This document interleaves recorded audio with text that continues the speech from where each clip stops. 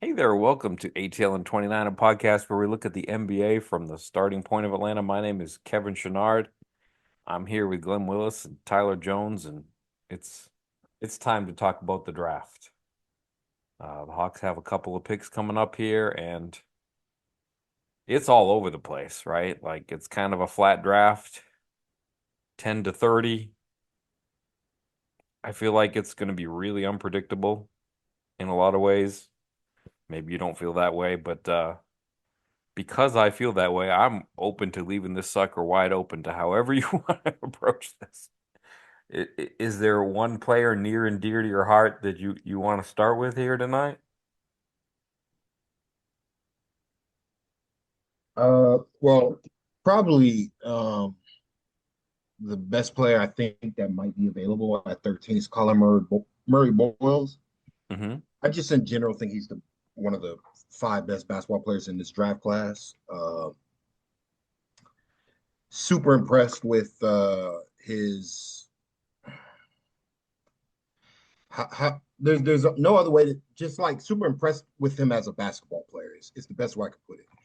Like if you he's not somebody like you look at the stats, like he rates pretty well on all the metrics, and he averaged like 20 points, 9 plus rebounds, and basically did everything for South Carolina. But like if you watch the games, like you watch a complete game of his, he is all over the floor, particularly on the defensive end. Like he anticipates the play and he takes it away. And like there somebody screen grabbed like one of his possessions where he just canceled every action the offensive team was trying to run. And I make the point like he wants to be the main character on defense. Like he wants to be involved in the play. And with his physical measurements at 6'6" without shoes, probably like 6'7" with shoes, 7 foot wingspan, uh, and over like 200 around 240 pounds, like that's just a winning player. Like that's just a winning player. He makes winning plays on defensive end. Elite defender to me, particularly at the power forward position. Could probably play some small ball center as well. Um, and then you combine that with his finishing ability at the rim, um, and his passing, his playmaking, like his willingness to do whatever it takes for his team to win. Like he came into South Carolina, he wasn't a natural scorer. He played his freshman year. It was a good South Carolina team with much better um, like personnel around him, and they made the tournament for the first time. And he was like the glue guy for that team. His second year, they lacked scoring talent. They had no shooting.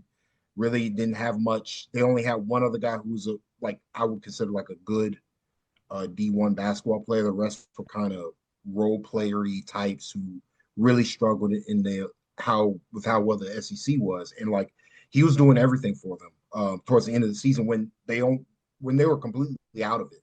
Like they he could have shut it down, and like he was giving it everything he had on both ends. And like to me, that's just somebody. One like I think my biggest takeaway with them is like what's better than having one Jalen Johnson type basketball player on your team is having two Jalen Johnson type basketball players, and that's the mold of basketball player that he is. He's a do everything forward, and like you can't have enough of those because if you lose one, you can't find a replacement for him. So that's kind of my personal favorite right now. What do you think of him, Glenn?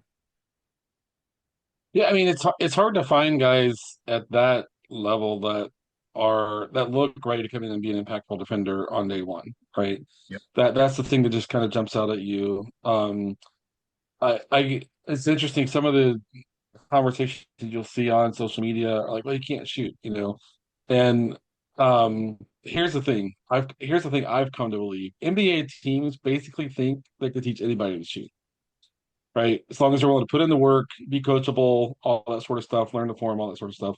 And so I think honestly, I think that's not much of a that's not the barrier I think sometimes fans think it is because of how good NBA coaching staffs are at teaching skills like that. And so I think from that vantage point, too, it makes sense. But to lean into some offensive value while the shot might need some time to develop, it is finishing, short roll, just really, really good hands. And that's the stuff that he can kind of bring on day one, and hopefully, the shot kind of comes along. But I think he's the kind of player who brings the physical profile, the physicality, the versatility. I think that's a big one too, is when you're kind of looking at him, likely, a guy like him maybe playing on the second unit but pushing into some real minutes in his rookie season, be able to play three or four, depending on kind of how you're lining up, who you're facing, how are they playing big, are they playing small? Just that versatility makes it easier to get a young guy on the floor earlier in his career. Where if you have a guy who's like really kind of stuck at one position, that can be a little bit harder. So, yeah, I agree. I try to figure out like where I think he's actually going to be picked. Can he get to 13? I was looking now. ESPN has them 14th on their top 100, but that doesn't mean anything in terms of what NBA teams think of how they value him. And so it is one of those things where you try to think like, would they have to trade up to get to him? And I think it's at least probably in that 50-50 range. That's something they'd have to do to kind of get him. Um, might be worth doing though. It's Like to me, like the what and like offensively, the best thing he does is it's an element offensively that the Hawks just don't have, which is a physical downhill driver that will initiate contact and finish through that contact. And like he he was a bowling ball. Like he when once he gets downhill and he gets guys like leaning one way or the other, he's putting his shoulder into you and he's knocking you back. And he was knocking very good defensive players in the SEC back. Like teams realized the thing that was very noticeable is very quickly SEC basketball teams realized they could not put their power forwards on him. If they put a smaller basketball player on him, it was over because he also has he's very quick as well. Like like offensively, it's kind of Zion, Julius Randle type where you got to have the strength to stay with that player, but he also has the quickness to go with it. So like he's going to be a tough matchup for a lot of teams. I know he can't shoot right now, but like to me, I'm like I don't right now. I don't care because the Hawks don't have this type of player in their system, and like they can get somebody like that that'll really take some pressure. And like he's a self creator too. Like he can create shots for himself and create shots for his teammates. I just think he's a big forward all around player that every team is currently looking for. And like if he falls to 13, because to me personally, I don't see why he would go that low, but I do think NBA teams are worried about his size. Like he's not big for big, though. I think to me, I'm like, I don't know. He's kind of as big as Josh Smith was. He's kind of as big as Paul Millsap was. Like there are a multitude of like this size player that have had success in the league. Everybody just keeps pointing at Draymond Green. I'm like, man, Draymond Green was not the first type of power forward who was under 6'6" or 6'7" to play in the league. And like he's a legitimate 6'7". So I'm not concerned about the size. The standing reach is there, and like the strength is there, which is I think is even more important. We're seeing in these playoffs, like you got to have physical strength. Somebody has to bring that level of physicality, and like he'd be a great addition for the Hawks. But yeah, I'm kind of with Glenn. Like I doubt he's there, but he might be. That's why I'm like that's why I put him on the list. it's I Hey, you go I back like that you to said Paul Millsap. Like that's like a fair comparison. Like Oh yeah, it's fun watching him box out. Like he's a fun player to watch. maybe I'm a He's a fun basketball player to nerd, but watch. it's like shot goes in the air. He like finds the body. He's quick enough to like get to the perfect spot of leverage, and then boom, that person is dead. They're not going anywhere. It's like, ooh. Like very fundamentally sound in everything that he does. And that's part of that's part of the reason like why I don't worry about the shooting as well is because it's like he plays basketball like a gym rat. Like he looks like he loves the game, if that makes any sense. Like he's a tactician. He makes the right moves. He like there's I saw one play where he scores in the low post, but he actually does a spin move so that it's basically a layup by the time he scores on this post move. The other team pushes after the make, and he's the one under the rim defending the layup attempt. It's like he passed all four of his teammates. It's like, where were And they? this was a bad South Carolina, like, and he's giving it everything he has as if they're going to the tournament again. Like he gave it everything he had for the South Carolina team. He he could have left. Like honestly, he could have left South Carolina for a better team after his freshman year because he was getting like first round buzz. He could have left last year, honestly. I think he would have went lottery if he came out last year just because it was a weaker draft. But he really solidified himself as a one of the better players in this draft. It's just this is a deeper draft, and I like to me he might not be there just because the teams that want to win are going to want him. Like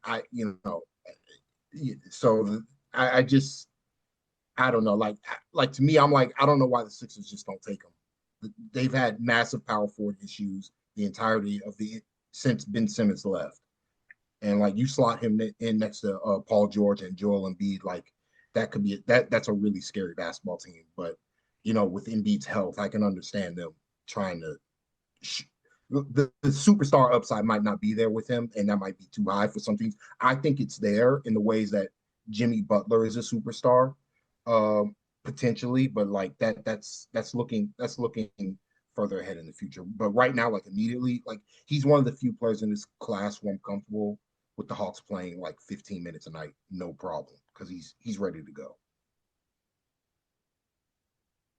Glenn, do you want to kick off another player for us? You want to pick somebody that is near and dear to your heart? I know we don't have a huge list for today, but if Let's there's go to one, Senge. take it. Let's go to Noah Senge. Another guy that has like just a ton of athleticism. He's even raw. He's definitely more raw on offense comparatively. But he's a guy who just brings a ton of versatility. I was looking it up. I was like, he's basically this is a terrible. I'm not comparing this at all. Tony Kukoc was an awesome offensive player, but he's exactly the same size, basically, height wise and weight wise as Kukoc was, right?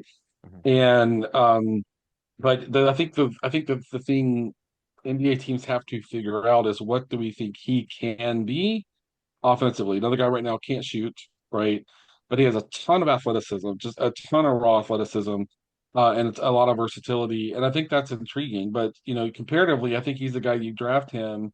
You're not sure you can play him a lot his rookie season, right? He's probably used some time in the G League, Yeah. and those sorts of things. But when you look at just the athletic and physical profile that he has, you think year two, it's a pretty enticing person to bring in if you feel like you have the right development ecosystem for him. And that's what I see in him. Hyper productive as a very young. Like I think he's the second youngest player in the draft class next to Cooper Flag. Like he'll his rookie season he'll be 19 the entirety of the like he won't turn 19 until December, and then he's 19 for the rest of the year. So like for a large part of the season he's going to be the 18-year-old. Offense like he's while he is hyper productive, it has to be said like his offense is a lot of transition. Though does have a he is a great downhill driver, another great downhill driver, and he gets a lot of free throws. Like he is a free throw magnet. He knows how to draw fouls driving to the rim and like uh kind of it's like what if Kaminga was a little bit taller and longer, and he could finish more consistently at the top of the rim. Kaminga's explosive. He's not explosive as an athlete as Kaminga is, but like more kind of similar to Shea, just longer than Shea in some ways, athletically. I wish though on defense he was more of a havoc creator. He's good at it, particularly getting his hands on balls and steals. But considering what I think I'm pretty sure he has an elite wingspan. Like he doesn't get many blocks, which suggests he doesn't have much timing. Though in Europe, they count blocks differently, so it's tough to gauge. But But from he's the also game, he's like right now he's playing center a lot of the time on defense. So you'd Yeah, want him to get more blocks if that's the role he's playing right now. and that's the other thing. Like he's exclusively a center, like skill wise. Though he can dribble, and he has like a jumper that looks like it should go in eventually, but it's just not there right now. And it's really a lot of like getting guys off balance with his drives and then finishing through contact or getting to the free throw line with him on offense when it's not in transition, where he's an absolute, manic in transition, especially if he can grab and go and beat guys down the floor or just, beat players down the floor just running and getting that hit ahead pass. But like on both sides of the floor, he's kind of positionless in a bad way, if that makes sense, where it's Mm-hmm. like they're just trying to get him on the floor Yeah. to maximize his value. But like on an NBA floor, it's going to be tough trying to figure out lines he can play with four other guys, considering he has, the basketball know-how isn't there. But again, he's super young. A So little bit, not player wise, but like in how you use him sort of situations. Like I feel like you kind of have to would use him the way Oklahoma City kind of uses Chet Holmgren. Like he's yeah, kind of like you want to like build like this five out, and he's like one of the bigs, but you're always gonna have to be kind of careful about how he plays, who's the other big, can he be out there by himself in the right lineup? Like like using him feels like how you kind of approach using Chet in a lot of cases. or similar to what the Hawks did with Mo Gay. Yeah, Honestly, you think yeah. about it, because Hmm. Chet's a little bit more advanced in a lot of stuff he Yeah, does, yeah. No, I mean, yeah, it was just particularly on the more defensive side. situation. But yeah, offensively, I see that, but it's kind of similar to Mo in certain ways. But he's not the defender that those No. even is, at least not right now. But again, he has the physical profile of somebody who could get there. Like you get him in the system, you get him in the G League, and you tell him, hey, if you want to see the floor, you got to start making some plays on defense. I can see him building himself up to being an elite defender because he has the physical and athletic traits to get there. The way that Mo Gay was, because Mo, when the Hawks drafted him, was not this level of defensive player. So, similar type of archetype of player for fans trying to make sense of it. But again, he's super productive and super young. So, if he's again another guy who, if I were to guess, probably isn't going to be there, but there is a chance. But like him and CMB are, I think both are probably going top 10 in this draft, just based on how I think it should go. But we'll see. There's I'm gonna make a 1980s reference for Glenn here, but like there's a Tom Hanks movie called Big, where he goes from he like pulls this magic machine and he goes from being a kid to an adult, but he's still a kid just trapped in an adult body. And he's like he ends up being a product tester for a toy company. And the one scene in that movie is like where they're doing some testing on toys, and they pan to him who's literally a kid in an adult body asking him about this toy, and he's like, I don't get it. I don't get it. Like, what's it supposed to be? Well, okay. I've got my I don't get it, and it's Igor Demon. Like, I don't get it. Am I missing something here? Like, why is he projected as high as he is? Because, like, I get that he's like this big ball handler, but like, I don't see the athleticism. I don't know. I don't, the shooting obviously isn't there now, and I don't know that it's going to get there. Like, I watch him play and I don't get it. Am I missing something? So I personally haven't watched that much tape of him. I will say though, one thing that he was good at finishing at the rim. Okay. And I do wonder, and like, he worked out pretty well. And I mean, the boon on him is that he's legitimately 6'9" without shoes. And so like he's 6'9" without shoes, great passer. But what do you do with him on offense? Is he really a point guard? More of what Vit Krejci is kind of placed himself in. What is his defense? How do you get away with it? Now he was a great rebounder in college, so like maybe that'll translate. But from what the reports are saying, like his workouts, he's just destroying it in workouts. Like his jumper looks legit. And BYU was a weird team. Okay. Um, they were they were probably more analytically based to their players' detriment. Like Igor, he took a lot of threes, but he was asked to be the guy. But like if he's not the guy, and you're asking him to take just open catch and shoot threes, I think the shot is there because he shot him with confidence. Like he was shooting every jumper he took, he thought it was going in, and he has the size. Again, similar to Ricochet, where he like Igor has the size to shoot over the top of guys, and he was willing to shoot through contest, which is, even though the shot wasn't going down, that is a real skill because a lot of players don't want to do that for whatever reason, and it's a detriment to the team basketball when they don't take those shots. So like, I think it's like it's projectable. He was, and I can go back and forth with it. I think 13 is a little too high for him just because the production wasn't there in college. But if he's there in 22, I wouldn't like to me, he's a worthwhile flyer because like the physical talent is there and he has high skill level.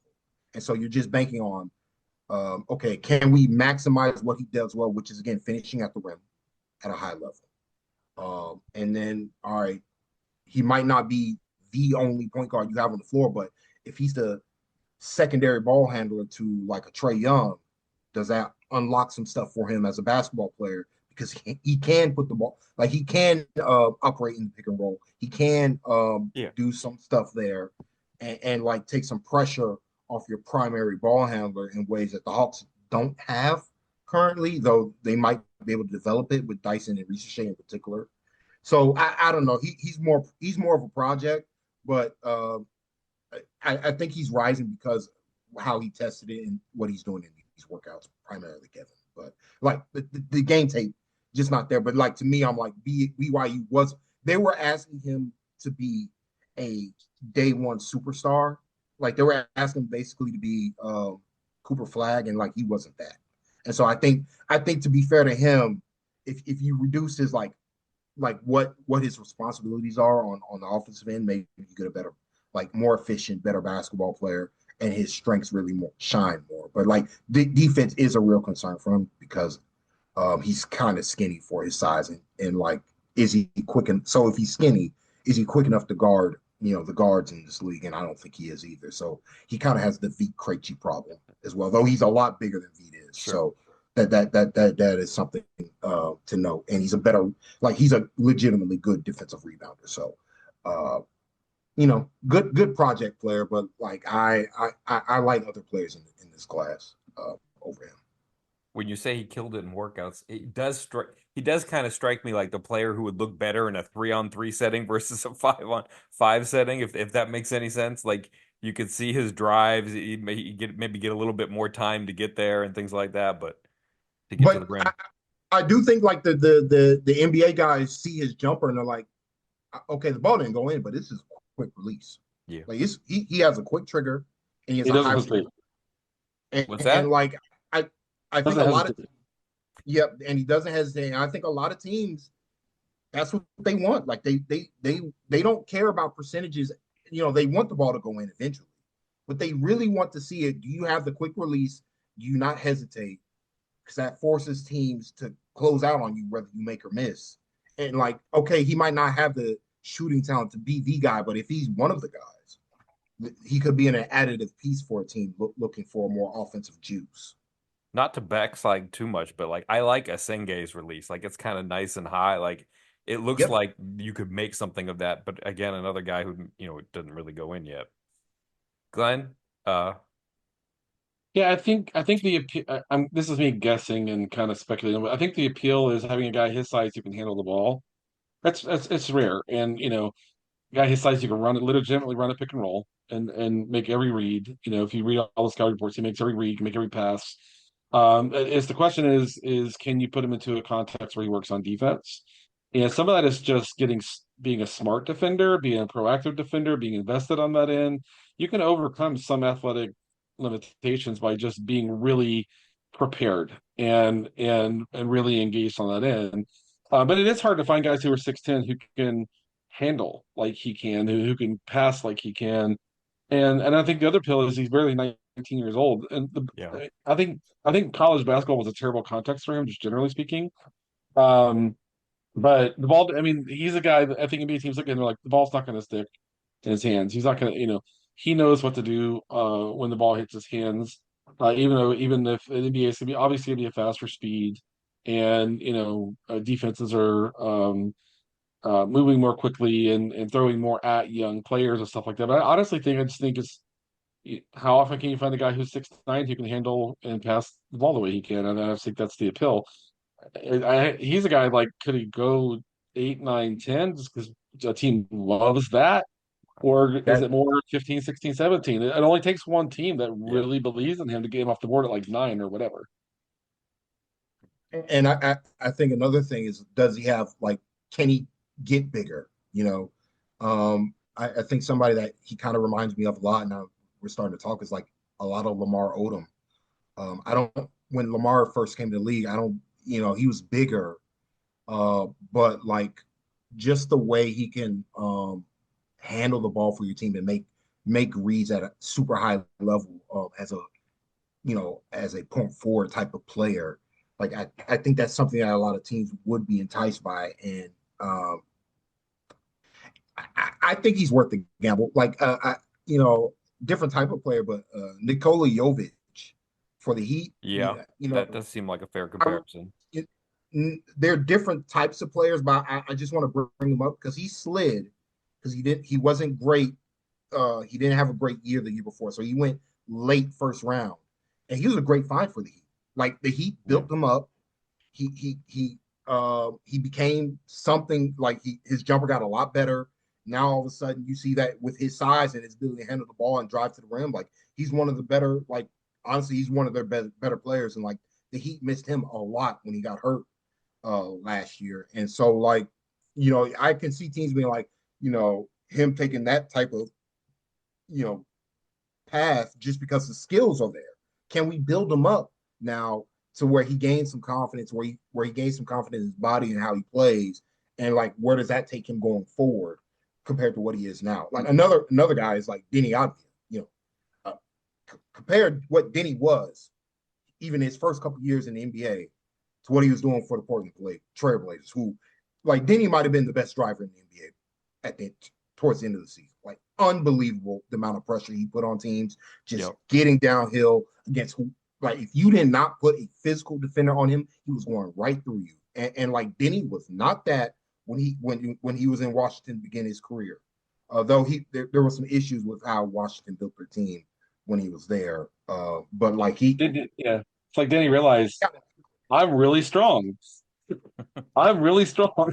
And if you put a 3 on me or a wing on me or whatever, they're not gonna be able to keep me off the rim. And it's like the Portland coaching staff got it to click that you're capable of just forcing your way to the basket, right?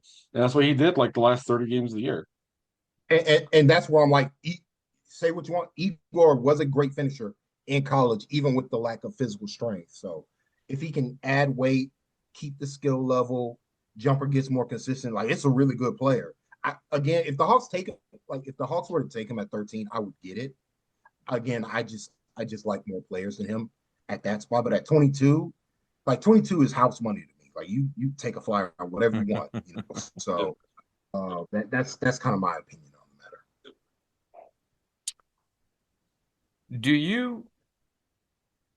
I just kind of want to ask you a question about the draft in general. Like when you look at the wide swath of players who may be available between 13 and 22 who are, reasonable fits there. Like what are the strengths and weaknesses of this draft, like positionally? Like what kind of player do you think is widely available and what kind of player is it maybe there a little bit of a shortage of?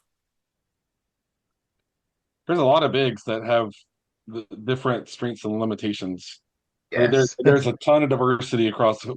Some are good at this, some are good at that, and so like trying to pick which one you like is, I think, kind of tough. So I think the center the list of centers is so everybody just has a different set of strengths and weaknesses, and I think that's tough.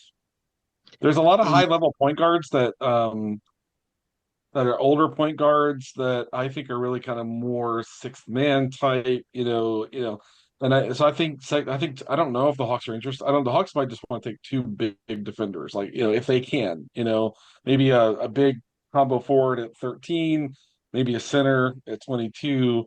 But there's going to be like completely reliable point guards available at 22 if that's what they want to do. But maybe that's one where they try to get up into 32 to 37 if they could trade into that range to kind of get one of those because there's a lot of point guard depth as well. Is there a big that you think fits the Hawks particularly well? Like when you say, okay, well his strengths kind of fit what the Hawks are going to need. to me, um, if you could somehow combine a couple of these guys' physical traits, then absolutely. Like the closest one is probably Thomas Sober, but he doesn't. He's he lacks two things. One, he's not that tall for a center. I mean, he's got good size for a center. And he's like he'll be a great. Like I think he'd be a great defensive player. Day one, like he very good defensive, but like he's not tall and he doesn't have burst, vertical burst, which is what you kind of want if you're not going to be a 7 footer. And like to me, ideally there's not like just an archetype of player. Probably the closest one is honestly Behringer, but I'm not. He's kind of more of a project. Like only been playing since 2021. But he has the physical profile that you want from a like sub 7 foot center. So that's where it's like man, if this center could do this, or if this center had longer wingspan, or if this center was just like a little bit better processor on the offensive side of the floor, like that.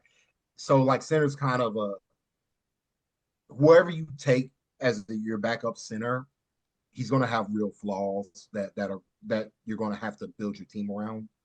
Probably your second unit around, unfortunately. But it's not to say they won't be good productive players. It's just you just have to understand like the perfect center, perfect backup center even probably isn't in this draft class. Like for what you want from a backup for a Kongu, that perfect backup center I don't think is there unless you're willing to take uh honestly, unless you're willing to trade the 22nd pick, I just don't think you're gonna get that type. Though you not to say you're not gonna get a good player if center is what you want. Yeah, I mean the other thing too is I don't know where the league is going, but centers that come out of Europe are just are more skilled at an earlier age offensively. And that's where I think Behringer is, I think, an intriguing guy, right? 6'11", he's only 18 and a half, but he already shows an ability to kind of shoot the ball decently, and a switchable defender. It's just really versatile. I think he's going to surprise a lot of people how high he goes. For me, I just think I think for me, he stands out in the center class. He reminds me of a young Clint Capella, and like that's a good compliment. Like kind of similar. It's just the issue with the Hawks in particular taking him is I think he has a long development leash, and the Hawks need a backup center tomorrow.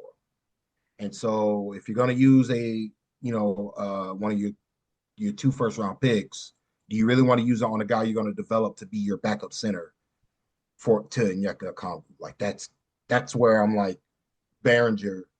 Not to say you wouldn't take him, but like you just have to understand if you're taking him, it might take him a year or two to get to where you want him to be as a backup center, and like that's 2 years lost where you could have taken either a different position or a different type of center to back up Okongwu. Because like my thing is like I just think Okongwu is like one of the best centers in the game today, and so like I'm not sweating starting center. It's just the 15 to 18 minutes on a consistent basis, what are you getting from that player? I don't like the I Clint Capella comparison for him. He seems like, he's going to have more of an offensive game than just sort of finish at the rim. And like defensively, like I feel like Capella is a better athlete. Like even young Capella, like right when he came into the NBA, was more, a little more bursty, more strength, more athleticism, and like I feel like he was a better defender in drop coverage from the jump. Like Berenger just kind of, I feel like there are moments where he's defending pick and rolls and he just kind of disappears and has no real impact. I don't know. I, I he's got like a physical package that not a lot of players in this draft have. So that's like a big plus for him at such a young age. But I don't know. I watch him and sometimes it just feels like he's a little bit of a guy out there. I don't know if that makes sense. But all right, we need to wrap this up and we do a bunch more episodes. So for tonight, I guess we say good night, Bob. about Good time, Bob.